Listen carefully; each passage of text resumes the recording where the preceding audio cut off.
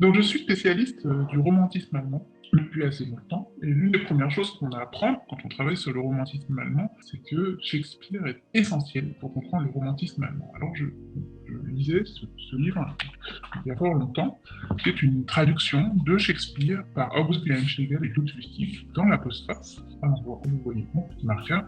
Il y a un passage qui m'a un petit peu intrigué, dans lequel Ludwig Tieck, rédacteur de la postface, dit que comme c'était quand même beaucoup de travail de traduire tout Shakespeare, il s'est fait aider par un jeune ami et par un autre ami. Alors, ça ne lui pose pas de problème de dire qui est l'autre ami. L'autre ami, c'est Graf Wolfenburg ici, mais il nous dit jamais très clairement qui est ce jeune ami qui l'a aidé. J'étais intrigué, évidemment. Donc, je suis allé creuser et je me suis aperçu que ce jeune ami qui l'avait aidé, en réalité, c'est sa fille Dorothea, dont il a lui-même fait l'éducation. Il lui a appris l'espagnol, l'italien, le français, l'anglais. Il l'a formé finalement aux langues étrangères, comme très peu de gens étaient formés aux langues étrangères à cette période-là, au tout début du 19e siècle.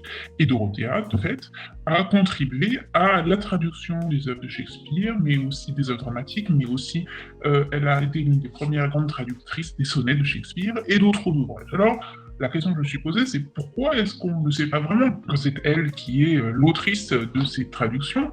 Pourquoi est-ce que ça a été passé sous silence? Et en réalité, ce qu'on voit, c'est que Dorothée Théâtique, comme de nombreuses femmes de cette période-là, a elle-même contribué à ce qu'on ne voit pas qu'elle avait participé à ses travaux littéraires et intellectuels. Dans ses lettres, parfois, elle évoque son activité de traductrice, et c'est chose qu'on ait pu retrouver encore quelques-unes de ses lettres manuscrites, parce que dans les versions éditées de ses lettres, les passages qui concernent son activité de traductrice sont très souvent supprimés. Donc en fait, il y a eu tout un ensemble d'éléments qui ont fait que on a très largement passé sous silence l'activité littéraire et intellectuelle de personnes comme Dorothée Attic, à la fois elle-même l'a fait et finalement tout le système éditorial qui a été mis en place ensuite pour par exemple publier ses lettres a aussi contribué à cette invisibilisation. Alors comment est-ce qu'on pourrait faire, c'est la question suivante, pour désinvisibiliser ce travail-là qui a été fait par exemple par des traductrices au cours du 19e siècle.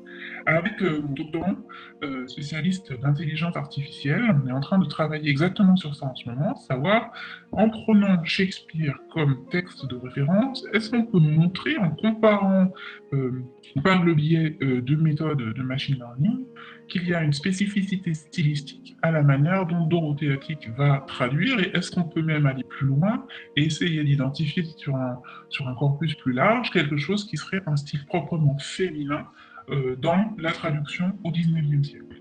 Et les premiers éléments d'analyse qu'on a nous montrent que on peut effectivement repérer de tels éléments, en particulier pour Dorothée Attic, par opposition à Graf Wolf von Baudissin. Et la question qui se pose maintenant, c'est à quel point on peut aller encore plus loin pour généraliser cette qualité stylistique propre aux traductrices du XIXe siècle.